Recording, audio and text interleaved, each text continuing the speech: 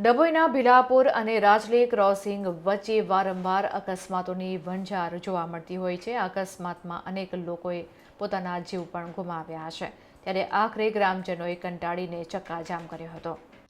વડોદરાથી ડભોઈ તરફ જતો સ્ટેચ્યુ ઓફ યુનિટી રોડ પહોળો કરવાનું કામ ચાલુ હોવાથી ટ્રાફિકને વન વે કરવામાં આવ્યો છે, જેને પરિણામે અકસ્માતોની સંખ્યામાં મોટો વધારો થયો છે।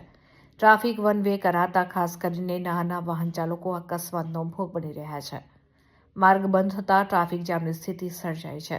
મુખ્ય માર્ગ પર ચક્કાજામ થવાને કારણે ભારે ટ્રાફિક જામની સ્થિતિ સર્જાઈ છે। ગ્રામજનોની મુખ્ય માંગણી એ છે કે ઢાઢર નદીના બ્રિજ ઉતરતાની સાથે જ ડિવાઈડર તોડીને ટ્રાફિક ડાયવર્ટ કરવાની જે તાત્કાલિક માંગણી કરવામાં આવી છે, ત્યારે ગ્રામજનોએ તંત્રની ઘોર બેદરકારી વિરુદ્ધ સૂત્રોચ્ચાર કર્યા હતા અને ભારે આક્રોશ વ્યક્ત કર્યો હતો। આ સાથે જ આંદોલનની ચીમકી ગ્રામજનોએ તંત્રને સ્પષ્ટ ચેતવણી આપી છે કે જો 24 કલાકમાં તેમની માંગણીઓનો યોગ્ય નિકાલ નહીં લાવવામાં આવે તો ફરીથી ચક્કાજામ અને આંદોલન કરવામાં આવશે। આ ગંભીર પરિસ્થિતિમાં વહીવટીતંત્ર દ્વારા તાત્કાલિક પગલાં લેવામાં આવે તે જરૂરી છે, જેથી વધુ નિર્દોષ લોકોનો ભોગ ન લેવાય અને વહેલી તકે તંત્ર જાગે તેનું ચોક્કસ કોઈ નિવારણ પણ લાવવામાં આવે તેવી માંગ ગ્રામજનોએ કરી છે।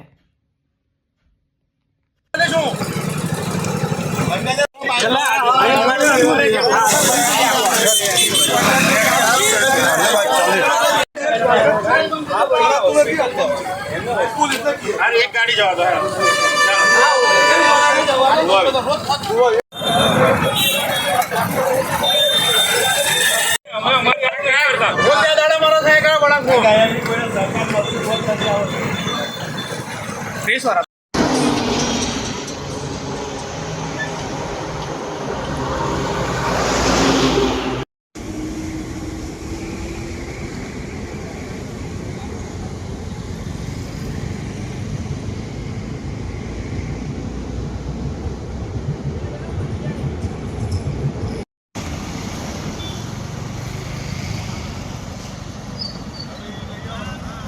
આટલી વર્ષથી ઢાઢર નદીનો બ્રિજ ઉતરતા જે ડાયવર્ઝન પહેલા હતું તે બંધ કરી દીધું છે અને લોંગ ડિસ્ટન્સ ડાયવર્ઝન આપેલું છે, એ બહુ અત્યંત દુઃખનીય છે ને રોજ અત્યાર સુધીમાં 5 એક્સિડન્ટ વળાંક પર મરી ગયા છે લોકો।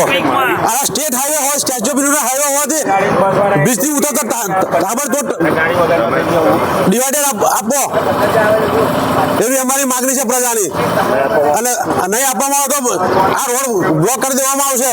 કાયમ માટે આ રસ્તો બંધ કરવામાં આવશે। કાયદો હાથમાં લેશો, સરકારની જવાબદારી રહેશે। આરએનબી વિભાગ દ્વારા ડાયવર્ઝન આપતા નથી જલ્દી નજીક।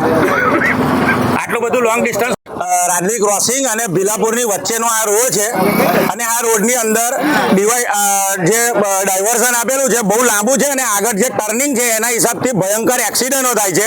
એક અઠવાડિયામાં 5 મરી ગયા છે, બરાબર। તો આ ડિવાઈડરને અહીંયાથી તોડીને સીધો આ રૂટ અહીંયા આગળ આપી દીધો હોય તો કોઈ એક્સિડન્ટ થવાના ચાન્સીસ ઘણા ઓછા થઈ જાય છે, બરાબર। તો તાત્કાલિક ધોરણે જો આ પગલાં નહીં લેવાય તો આ રોડ બંધ કરી દેવામાં આવશે કાયમ માટે।